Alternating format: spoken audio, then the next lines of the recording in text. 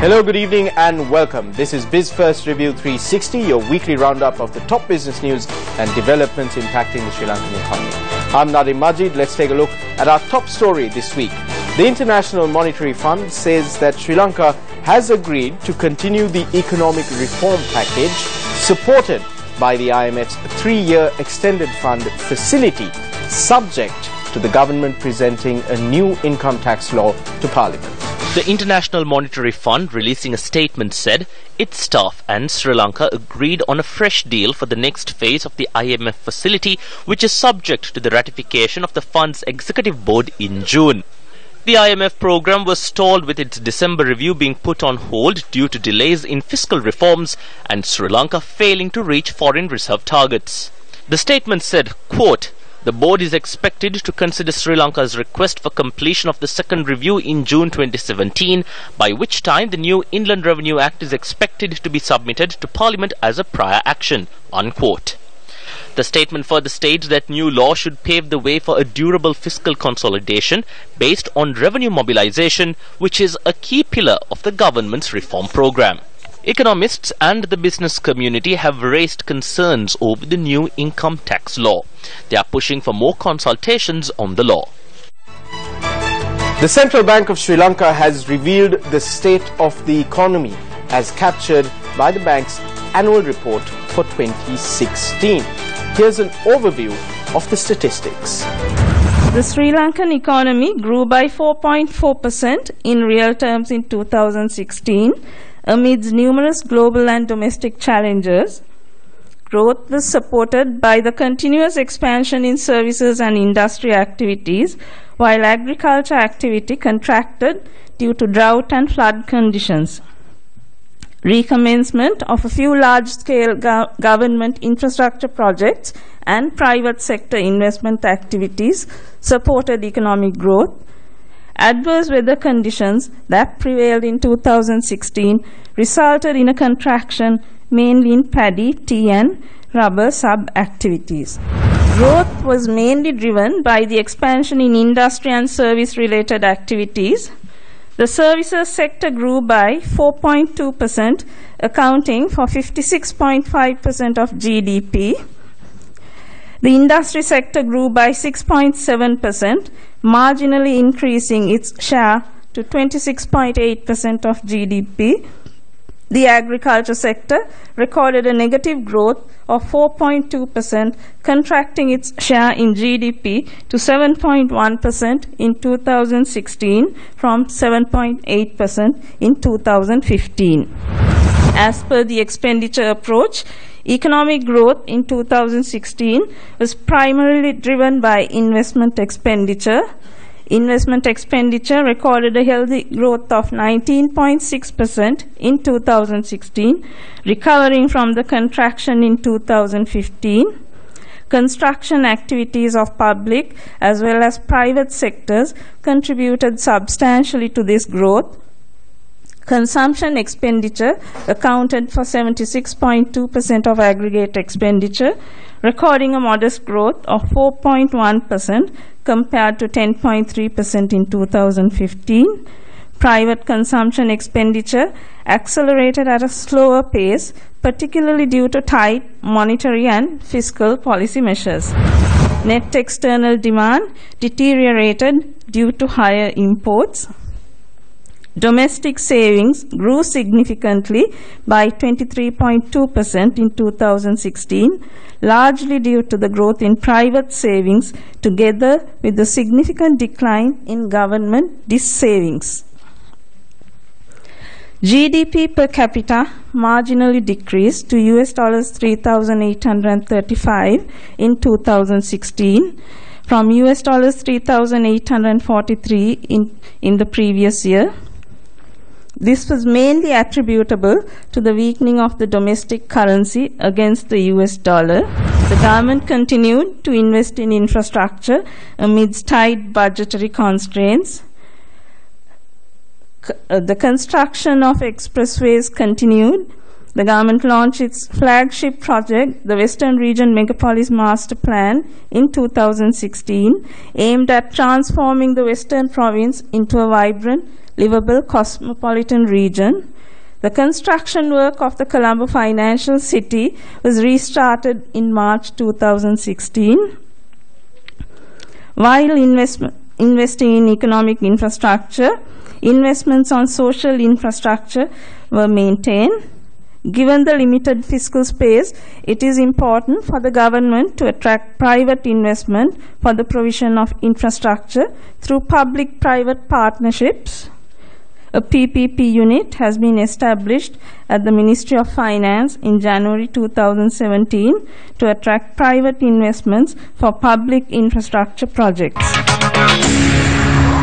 Are ship strikes and increased boat traffic driving the whales around the coast of Sri Lanka further into deep sea, depriving the country's comparative advantage as a whale-watching hotspot?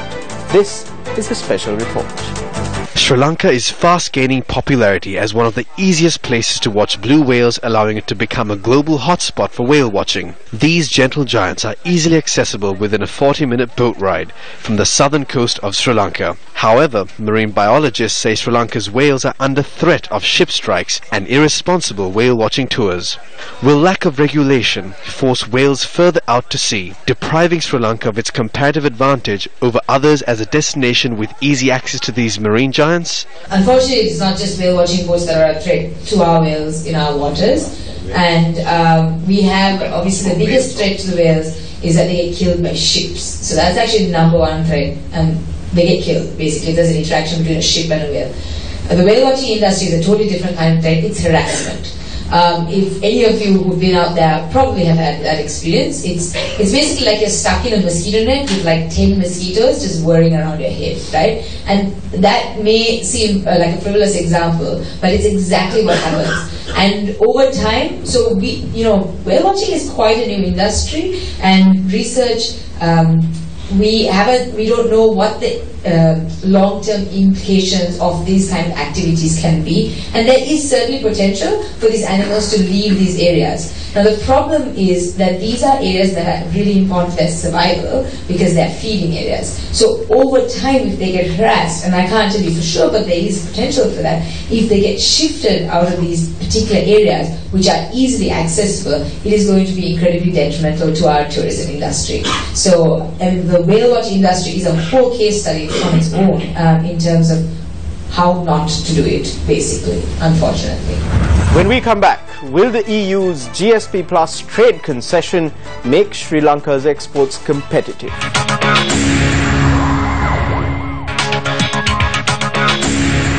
Welcome back to the program. The Ceylon Chamber of Commerce, the island's main business chambers, has welcomed the GSP Plus trade concession but says that the government needs to do more to make Sri Lankan exports more competitive in the global market. Well, we have with us on the show tonight Anushka Vijayasinghe, the chief economist at the CCC, to talk about this and more. Anushka Vijayasinghe, the chief economist at the Ceylon Chamber of Commerce, is in the studio with us. We're going to be talking about a very interesting statement that the Chamber issued yesterday. Anushka, the Chamber is clearly worried that the government is going to fall into a comfort zone. I think the first part of our statement really welcomes GSP Plus, and I think that's important to note because our exports have been seriously flagging for about 18 months now. So anything to give us, a shot in the arm to boost exports is useful, and GSP Plus is going to do that. Exports to the EU are close to 40% of our total exports. A lot of the big categories like apparel, seafood, and so on really rely on the EU market, so this additional tariff advantage we get will help. But as we said, and you rightly recall, this is what the Ceylon Chamber has argued is that let's see this as breathing space to get our house in order, to get our competitiveness up, to make sure we can outlast GSP Plus and make our exports competitive, rather than seeing this as a comfort zone and being very complacent about it. And that's what we really wanted to put forward. The thing with GSP Plus is, all right, what if Sri Lanka gets it, when Sri Lanka gets it, how long is it for, and is that enough breathing space? So rough estimates suggest that it'll be about we'll have it for about 5 to 6 years, factoring in us graduating to upper middle income, the 2 to 3 year grace period we get after that, plus the 1 year notice period that we get even after that. So I think that's probably the minimum period that we get. And I think it is enough. If we're serious and if we use this time to do a lot of skill upgrading for our workers, we do a lot of branding and marketing of our exports, and really trying to push high value exports. If we help technology upgrading for some of the SMEs who are involved in exports to the EU, we can really use this period to make sure that they're competitive beyond GSP plus. And it's not a short time if we really put our minds to it. Well, this government's got another 3 years left of its term. Given the performance in the past 2 years, do you see it happening in the next 3 years? That's the big question. You're absolutely right. And the good news is that a lot of these things aren't contentious. They are not mega policy changes. These are things that we can actually get done. But as you said, there have been a lot of things which are just like that, small things that can be done which have got postponed. So it's right to be concerned, but I'm hopeful, given that these are things that we can tackle, things that don't require a huge amount of money from the government budget or huge amount of coordination, but we need to quickly prioritize some key steps that will be game changers for exporters on certifications, on ease of procedures, on maybe helping some of the That's SMEs an interesting word get you loans. use, game changers, because last week on the show we had a trade expert, Subhashini, who said that GSP Plus is not going to be a game changer for Sri Lankan exports. What are your views? Do you think that GSP Plus is going to be a game changer as an economy? I don't think we should kid ourselves. It's not going to be a game changer. It's going to be important, much needed breathing space. What will be the game changer is if we use this breathing space to do some of the other reforms to trade. The structural reforms. Structural reforms, and some of them can be tackled quickly. Like I said, the certifications, the procedures, helping with technology upgrading, all of those things, competitiveness, all of those things, that will be the game changer, because by the end of the GSP Plus period, they will be in a very good place. Those exporters will be in a very good place to compete even beyond that. But this is all assuming that the rest of the world stays the same. There are so many of our competitors that are also doing a lot of reforms, and if they move ahead faster than us, no matter how fast we run, if they're moving faster, we'll always be playing that catch-up game. That's why I don't envy your position, Anushka. You deal with the science of assumption. I have one more question for you before I let you go. The IMF has said that Sri Lanka has agreed to continue the economic reform support package backed up by the 3-year extended fund facility, subject to the government introducing a new income tax law in Parliament. Given that it's the science of assumption, is it your assumption that the government will do this now? And your take on the Inland Revenue Bill in its current form? I think it's pretty clear that the government is going to go ahead with this. You've seen drafts being presented to Cabinet, and then legal draftsmen putting it together, and now Cabinet has approved a final version. We are really looking forward to seeing that once it's gazetted, so that the private sector can deep dive into it and maybe have some influence during the committee stage debate when it's presented to Parliament. So to your first question, yes, absolutely, the government is going to go do this, because it's also one of the things both sides, IMF and the Sri Lankan government, signed up to as part of this IMF package. So I don't think there's any backing out. Do you think it's healthy for a country to do legislation on deadlines? Well, I mean, when you really think about it, would all of us really do everything that we had to do if we didn't have a deadline? So having a deadline is good. It's about the process leading up to the deadline that we need to be concerned about, and whether there has been enough consultation. I think there can always be more consultation, given the magnitude of this law. It's changing a country's income tax law. It has implications for businesses of all sizes in every sector. So I think consultation is important. We can have a whole other debate on the level of that consultation, how that should have gone, but I think there is still some time, and we're really telling our private sector also to have a say in this process, and I'm really hoping that the government does listen. Anushka, I wish you all the best in the endeavors. I hope that in the consultations you will be successful as well in ensuring that a new income tax law that is beneficial to the country and to the citizenry at large is enacted. Thank you very much. Thanks for having me. On the other side of this break, the challenges faced by small-scale service providers in the hospitality sector. Welcome back to Biz1st Review 360. The 7th edition of the Sancharaka Udava tourism promotion campaign kicked off today. I sat down with the Vice President of the Sri Lanka Inbound Tour Operators Association, Haritha Pereira, to find out more.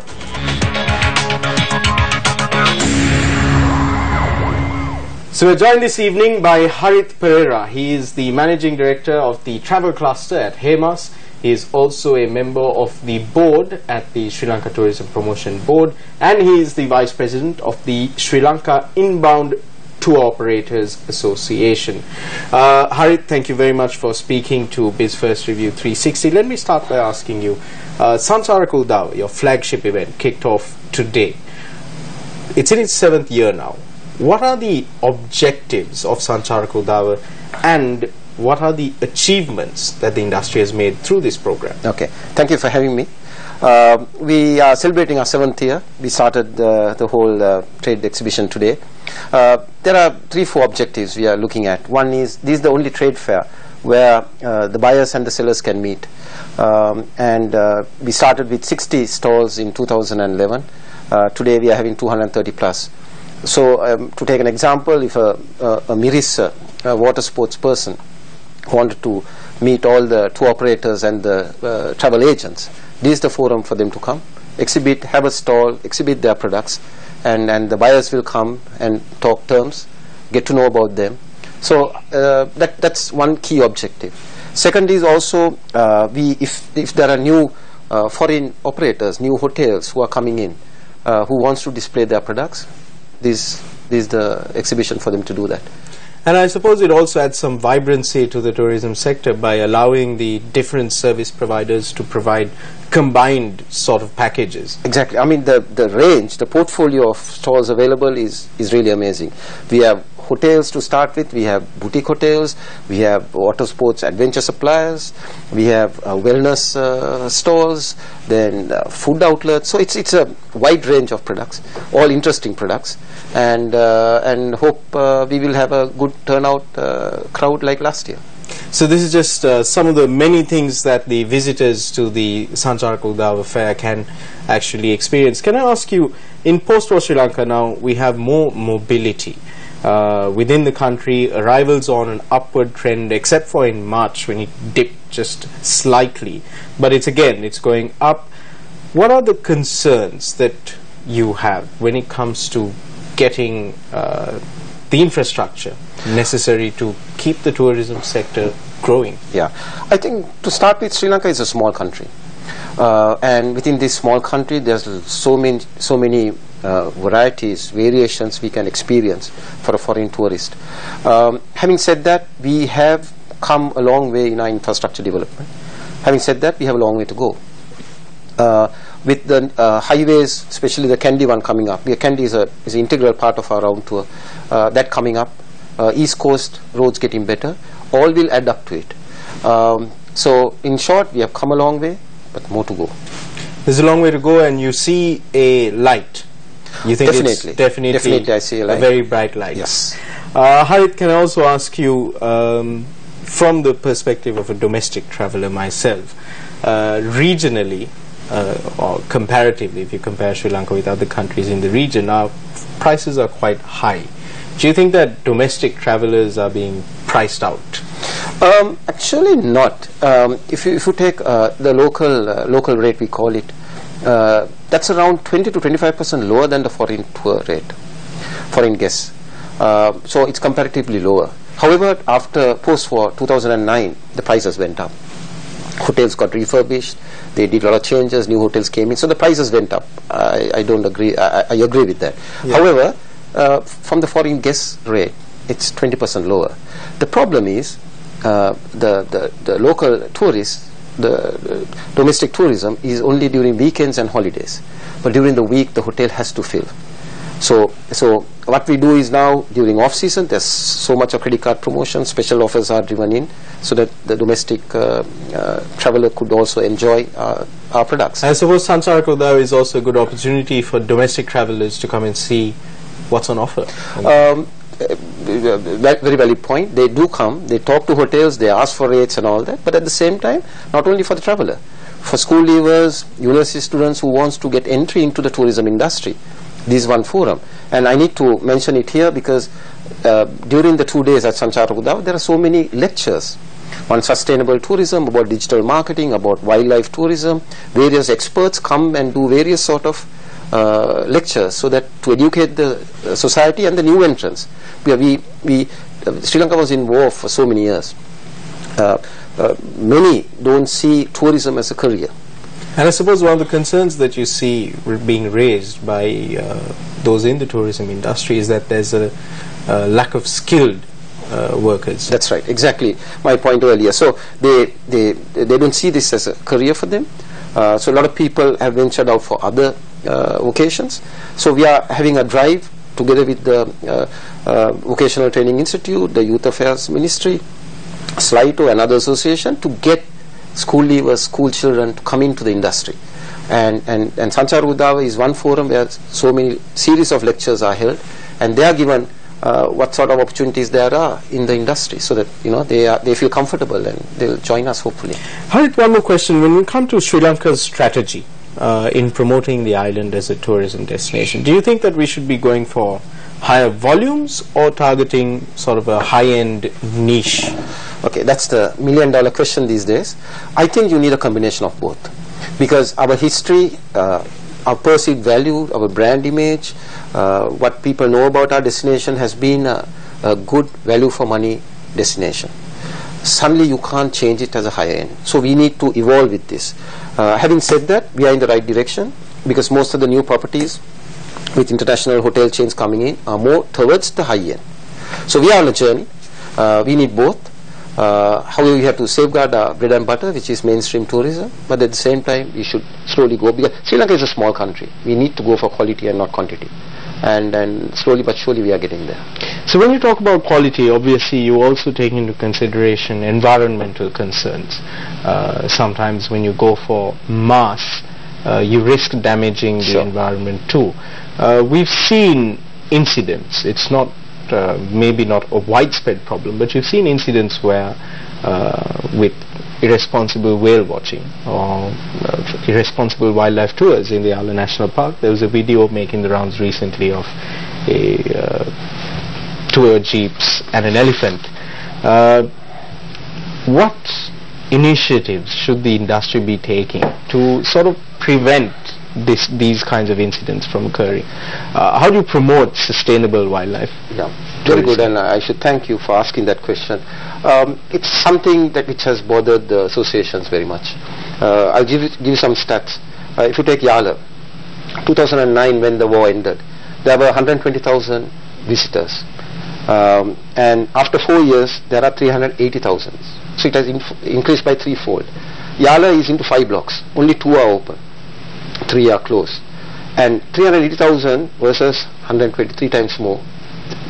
The park can't handle it, the authorities can't handle it, and surely not the animals. So we have always lobbied for authorities to have, restrict the visitation. I'll take a classic example. Our neighboring India, Jim Corbett National Park, which is a tiger reserve, and it's much bigger, 521 square kilometers. They have 5 entrances. Each entrance maximum 5 jeeps, and the jeeps are not any jeep. There are allocated jeeps. Only those jeeps can come. So they look after the park very well. We have a long way to go in that. Now at the moment everybody is trying to cash in and make, because we were out of tourism for 30 years. Now everybody tries. So that's not a sustainable thing. So there's a lot of lobbying going on. I see an initiative from the Prime Minister's office also about how to sustain Yala and Sigiriya. I hope those initiatives bear fruit and we see some sort of restrictions. Harit, thank you very much. It's been an enlightening discussion. I wish you all the best with the Sanchara Udava campaign. Tomorrow is the last day. I encourage our viewers also to go check it out. If you are in the tourism sector It's one not to be missed, the Sancharaka Udava Trade Fair. Thank you again, Harit. Thank you very much.